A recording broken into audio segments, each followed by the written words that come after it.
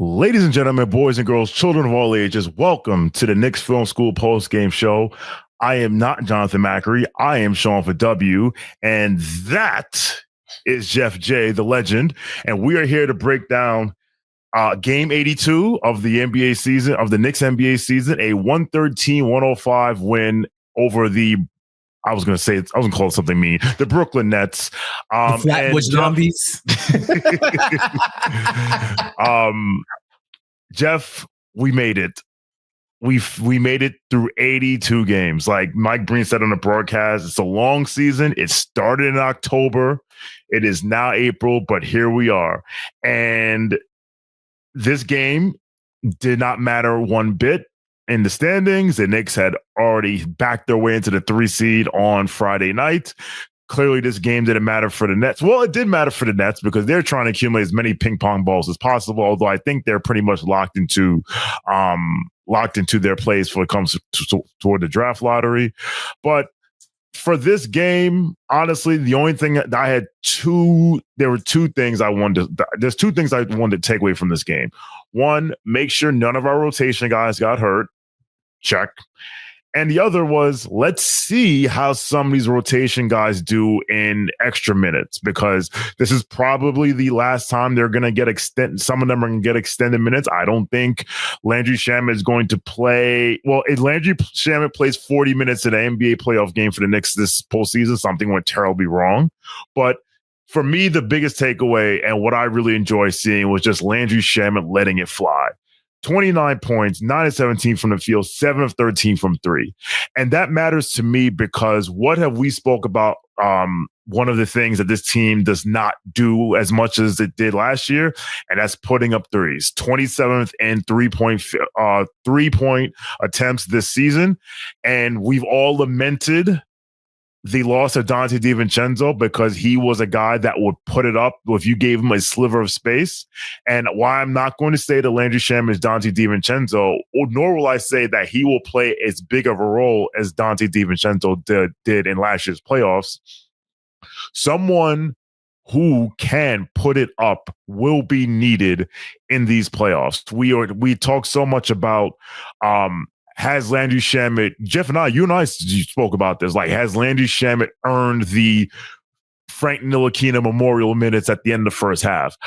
I mean, he has the word that gets thrown around in Knicks land is situational, and there are definitely situations where Landry Shamet should be playing for us in the NBA playoffs this year. Jeff, what say you?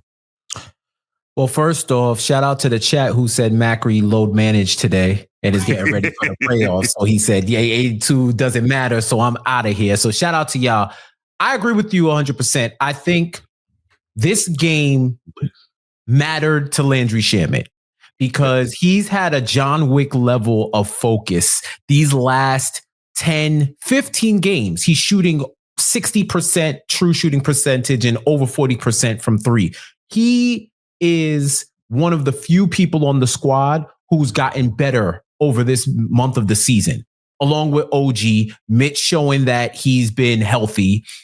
This dude has upped his game gradually over the last month and a half. And now we're here to the point where I'm watching this game against the Knicks. Yeah, it's a nothing burger type of game. But I saw a dude who made his closing remark to the coaching staff that he is going to be needed in this playoff run. He can contribute. He can give this team instant offense, stretch the floor, and he can hold his own enough on the defensive end. And in a first round matchup, like with Detroit, who they do well on the offensive glass, they are 4th in the league in opponents' points in the paint, meaning that they restrict the 4th most points in the paint of any team in the league, especially in the second half of the season. You're going to need people that are going to hit outside shots and keeping the defense honest. So I like the way Shamet is rounded into form, and I do think he's made a compelling case to get some tick in the playoffs. Well said. And you know what? It's almost like when he first started this year in January, there was a lot of struggles. There were days where he just wasn't hitting shots. He was shooting like I think at one point he was shooting under 30% from three. And with Landry Shamet, it's if he's not hitting threes, then what was he doing out there? But it's almost as if coming back from dislocating your shoulder takes time. And it takes time to gain confidence. Obviously, you have to heal. And Mike Breen pointed out on the podcast, he took a chance by not rehabbing. I mean, not opting to get the surgery, rehabbing. And I just thought about like Julius Randle, who did the same thing, who took the chance to not have the surgery and then re-aggravated, and that we never saw him in the Knicks uniform again. Dislocating your shoulder, returning from that. So basically, like, you have no preseason because whatever preseason you did in September and October went out the window. And listen, it's hard when your minutes are not consistent, to get into a groove, to get into a rhythm. So he's peaking at the absolute right time. And again, we will need him. I'm not saying we need him for 25 minutes a game, but if last year's playoffs told us anything, that we need guys to be ready. And it looks like Landry Shamet is ready. It also looks like Cam Payne is ready. Cam Payne I had his right here, 21 points, 6 of 13 from the field, 3 of 7 from 3, 7 assists, 2 rebounds, and a block, which you made sure everyone saw. I got that block. That's me. I saw on Twitter during the game, someone was saying that the DMP CD in the playoffs should go, if it has to go between Payne or Shamet, it should go to Payne and not Shamet.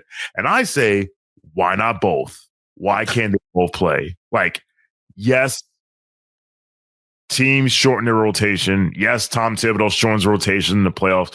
There's a Pat Riley saying that he's like, when it comes to the playoffs, it's like, bring 8, play 7, trust 6, something like that. Like, you teams will shorten your rotation. But again, we know Jalen Brunson is going to play minimum 36 minutes. He's probably going to play 40. And if it's a game that we really need, it's probably going to be 44. Anytime Jalen Brunson's on the court, Cameron Payne should be. And we have gotten so much more out of Cam Payne this year than we could have expected. But then again, he's been there before. He's played in NBA Finals before. So we're going to need, like, for me, the big takeaways of this game is like, look, we got our 5. We know who our 5 guys are. Although, according to a lot of people in the timeline, maybe the starting 5 should change, and we'll touch on that in a second. But I mean, Cam Payne delivered above and beyond what we asked for him this season, and we hope that it continues in the playoffs. Yeah, I think this is the time to lean on what works. It doesn't matter what you think is going to work. You got to lean on what works.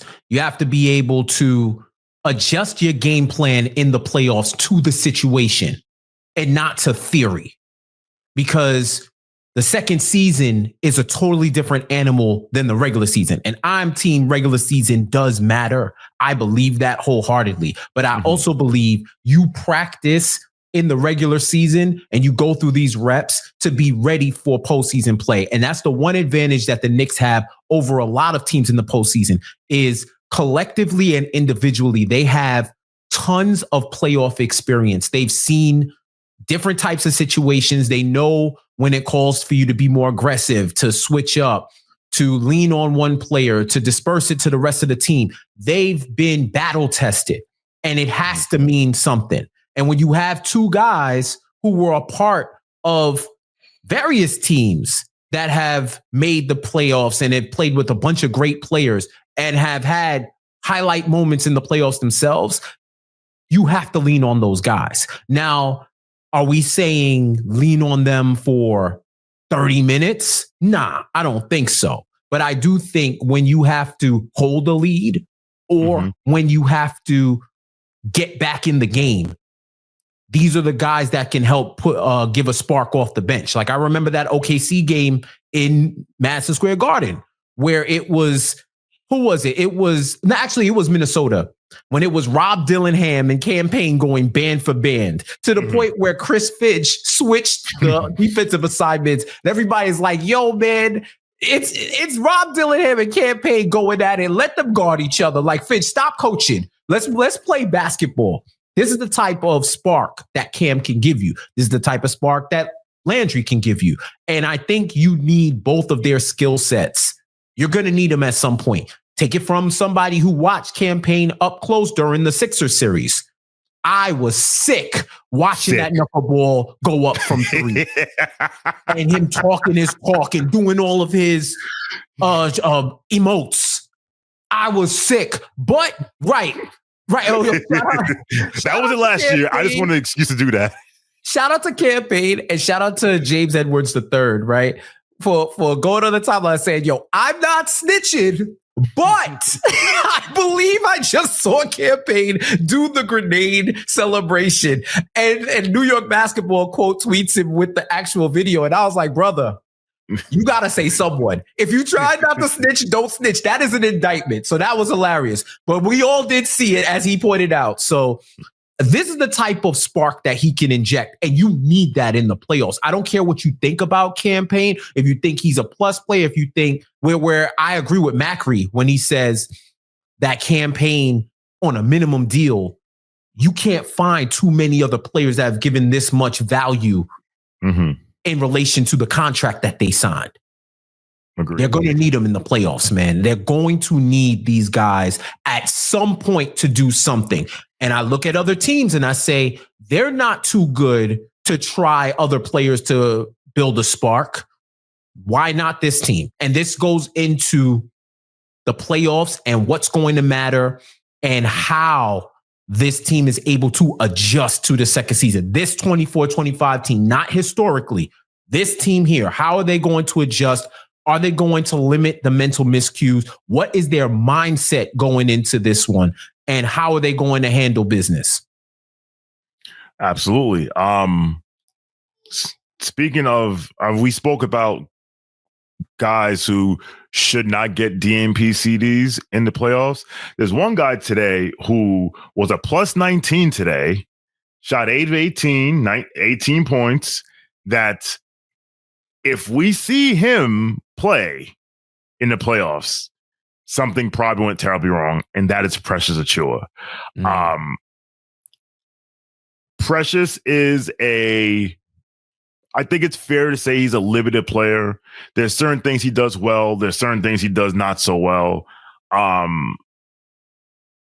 I don't see, look, we call it LA Fitness Week for a reason. And someone from Hot Hand Theory, I forget who was, said it, during the game, after the Cavs game, it's like, it's easy to score a lot of points when no one's paying attention to you. So Precious, listen, he understood the assignment. He knew he had free reign to do whatever he did. And again, he had another strong first quarter. And then sometimes he tries to do things he takes it coast to coast one time. It works. Sometimes he gets stripped, whatever. Do you think Precious Achiuwa should see playoff minutes, or is this the last time we may have seen him step on the court in a non-garbage time situation for this franchise this year? Honestly, man, I think he's got to be situational. I think he does, because I can see him getting in at some point in the Pistons series, because they'll need somebody with his mettle and with his gameplay style. Right? You're probably going to need another big body. You're going to need somebody who can play tough. You're going to need somebody who can eat some minutes if Cat gets into foul trouble and they don't want to extend Mitch. Because that's the other thing. Just because Mitch is now rounding into conditioning doesn't mean he's at 100% of his conditioning. He's had conditioning issues here and there in the past. One year he put on too much muscle. Another year, one of the years where he was able to play majority of the season, he rounded into form. I think he's still rounding into form, but you don't want to overtax it unless absolutely necessary. So I could see that being a situation where Precious is able to get some minutes. Past that, I look at who could possibly be remaining in the playoffs, and I don't know if he's a better matchup than anybody else that they have on the court. Because at some point, they're going to have to. They're going to be put in a position where a team tells them what you do normally is not going to work. The game is going to tell you that. And you have options that you haven't used. You have 5-out options. You have stagger options. You have these options that could possibly be successful. And none of them options include Precious Achiuwa. So whether you have to use it or you get to use it, you're going to have to use it. Mm-hmm. And he will not be the one that's utilized when you're using it. So I think, once again, in this series could be the one of those series where you might need him to innings eat a little bit. But past that, break in case of emergency and hope that you never have to pull that fire extinguisher out. Yeah. Well said. Although talking about fire extinguisher in the playoffs, I'm still traumatized from that. Shout out to PJ Tucker, who again we probably will not see in a playoff series, but 29 minutes, 2 of 5 from the field, 2 of 4 from 3, 6 points, 5 fouls. Somehow managed to be a -18 in the game. The Knicks won by 7, but we move. The other takeaway I have from this game, I want to discuss with you before we get to the super chats. The kids. So Tyler Kolek played, Kevin McCullough Jr. played, Pacome Dadier played. I don't remember seeing Pacome in the second half. I think I only saw him in the first, unless there was a period where I had to take something out the laundry and he played. I would go back and check. Yeah, Dadier didn't play in the second half. Second half, yes. But what's funny thing, he checked in the game, he scored a bucket, he got a rebound, he got fouled, and maybe I'm on Knicks Twitter entirely too long, and I know how they operate, and I immediately tweeted, if you're about to tweet about Pacome Dadier, stop it. We're not doing this right now. We're not. And I say we're not doing this because I know he's not going to play in the playoffs. All right. Now, neither will most likely Kolek or McCullough or Kevin McCullough Jr., but at the same time, this was an opportunity. It's like Deuce told Ariel Hukporti. It's like, even though in minutes that don't necessarily matter, Tibbs is always watching. Mm-hmm. For me, and listen, Tyler Kolek has been the source of great consternation in the Knicks Twitter community and Knicks community in general about he should have played more. And Jeff, you know how I feel. I think not just Knicks fans, all NBA fans, if they see the player they drafted walk and chew gum in summer league in the preseason, bang the table for them to get minutes and make all the mistakes they can. And it doesn't matter because if they screw up, it doesn't matter if they're young, but if they do well, it's like C told you, right? And I was on the record saying, like, when Brunson was out and Cam Payne was out, it was a crime not to play Tyler Kolek. But I'll say this thing about Tyler Kolek. My man, you need to shoot. You need to shoot the ball. Say whatever you want to say about Tom Thibodeau. What we like about Tom Thibodeau is that he likes his guards to put pressure on the rim. Take the Tom Thibodeau out of it. You're a point guard in today's NBA. You just can't be assist and not be viewed as a scoring threat. Like, that's not going to work. And Tyler Kolek this year is shooting between 3 and 10 feet, is shooting 26% in 26 games. In 26 games. Like, that's not good enough. Now, again, listen, he's a rookie. The book on Tyler Kolek has not been written. I remember calling Deuce McBride a quadruple A player because I was like, he goes to the G League and scores 40. He comes to the NBA, he doesn't do well. Maybe he's a quadruple A player. And clearly is born out to be clearly he's an NBA player. But listen, next season, because again, new CBA, second apron, you go all in, you make all the picks, your assets are limited. Jason Meredith says this all the time, shout out to him. You have to start winning on the margins. You have to start winning, finding, you need found money. You need to find a $5 bill in your jeans from last week. You need to find some quarters in your couch cushions. You need to do that. And honestly, the way you can do that is if Hukporti or Dadier or Kolek or Kevin McCullough Jr. can be rotation players for this team next year, especially Daddier and McCullough. Like someone who's good enough so that I don't have to play these wings 38 to 40 minutes a game. If we can get that today, if we can get that from these guys, that'll make this team's job a lot easier in the summer and next season. But want to get your thoughts on what you saw from the young boys, especially Kolek and Kevin McCullough Jr. Yeah, I think Kolek, the book is out on him as far as what we've seen this season. I know what he does well. I know what he doesn't do well. And this game was a microcosm of it. He was a little off from outside, but getting a pass from Tyler Kolek is like getting 1 point. You're getting 50% of whatever shot you're about to take. He just knows how to set up players to put them in the best positions for them to score and succeed. I think he's fantastic at running an offense, and his ceiling is still rising. So I think he has a lot more to get better at. But if he puts in the work, he'll be straight. So I think I know what I'm getting with Tyler Kolek as far as this season. Where he has to go next season, they got to get on him in the exit interviews about shooting more, putting pressure on the rim, letting it go from three, being more decisive with your own shot as opposed to everybody else's. Because 2025 NBA, you can't just be one-dimensional. And if you're a guard in this league, you have to be some type of scoring threat in order to earn extended minutes. Whether it's they got to pack the paint because you drive too well, or you're an outside shooter and they have to space the floor and they have to make sure they don't give you open shots. But I think if he has the facilitation down, which is awesome. I liked what I saw out of Kevin McCullough Jr. You know, he's a tall kid, big body. I think he's like 6'6" or 6'7". I want to say he's 6'6". First of all, fantastic story. Story coming back from his injury to be able to play significant minutes. And you want to shout out the front office, shout out to them for taking that Michael Porter Jr. type flyer on McCullough to see what he can actually be. He's strong rebounding. He was controlling the defensive boards well.